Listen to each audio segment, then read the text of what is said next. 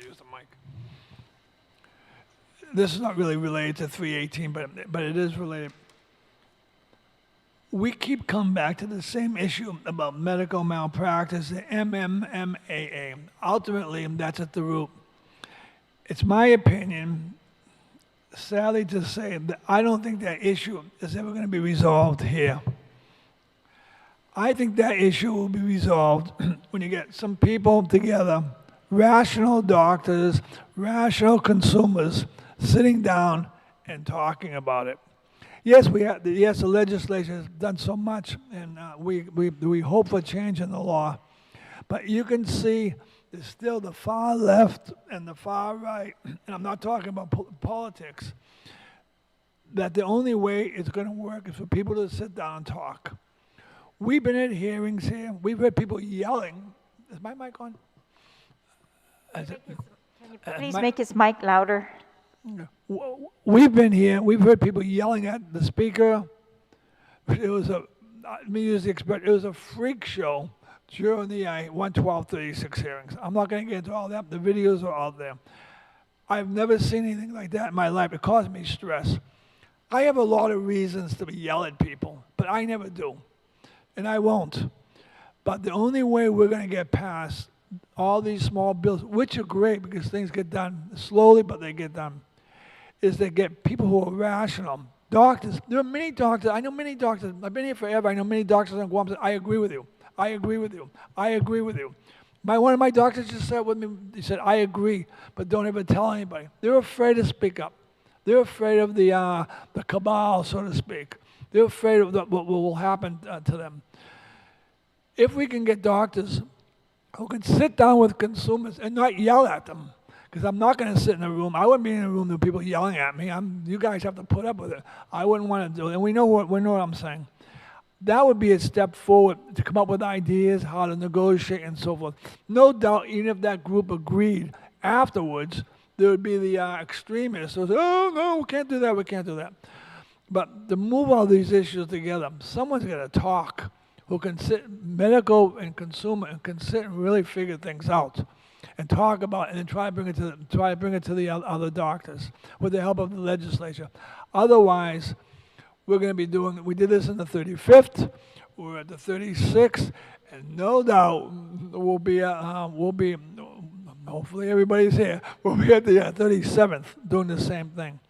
And all I'm saying is, it's about. I support the bill, and I support 317 and 319, but to move all this stuff forward and to protect people.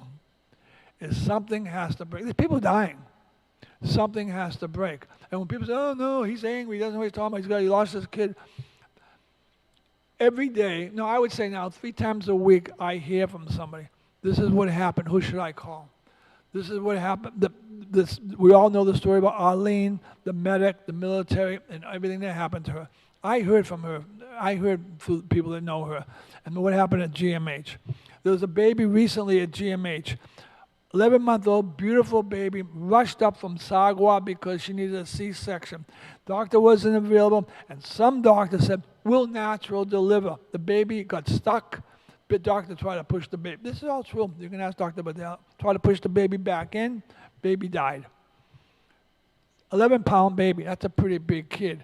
11-pound baby. They call me. What should we do? What should we do? I hear this all the time. Maybe I'm known for this. I don't know. And I don't mind. Maybe it's part of my legacy for my son.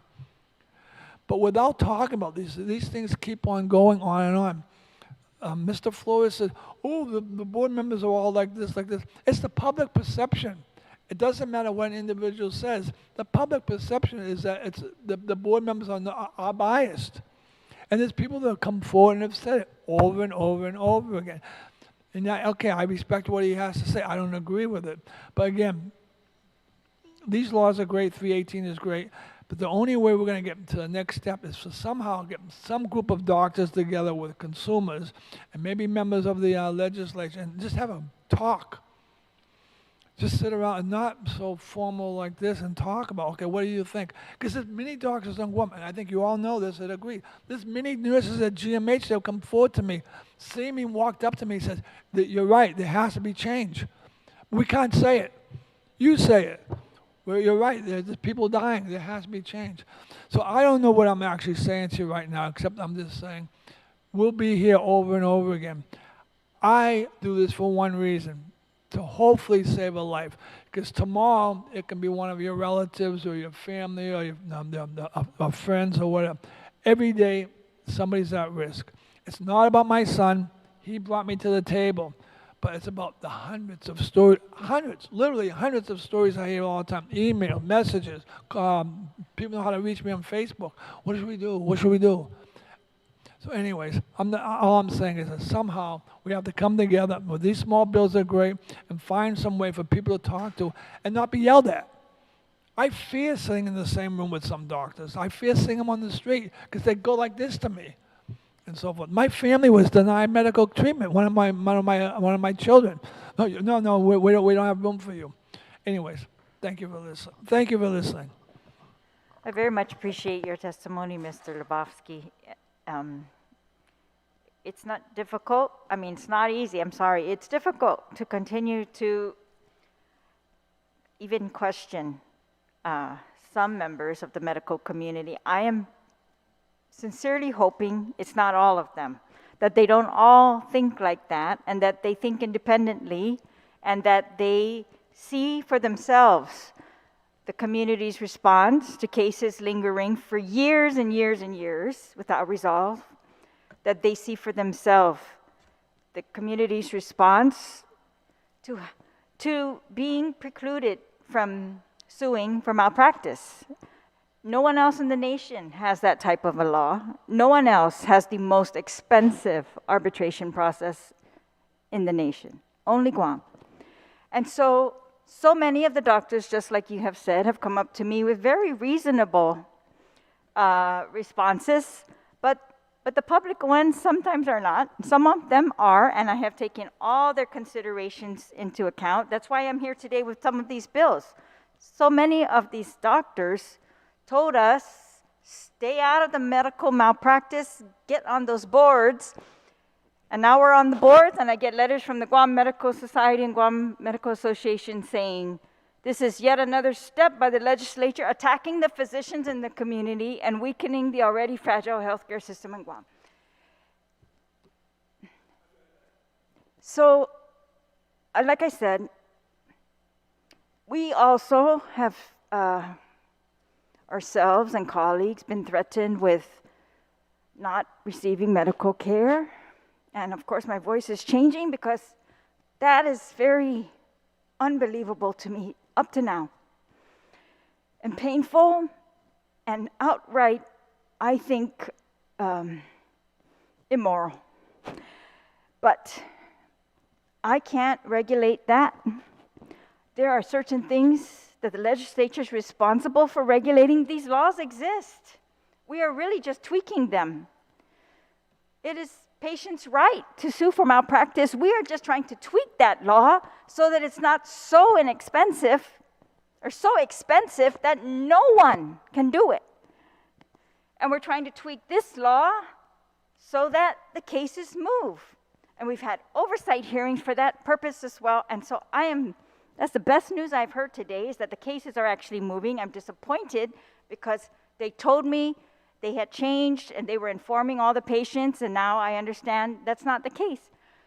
And this is not necessarily my job to follow up with them whether they're doing their job, but the legislature is the last recourse. It's like they've gone to the hospitals and the clinics and the board.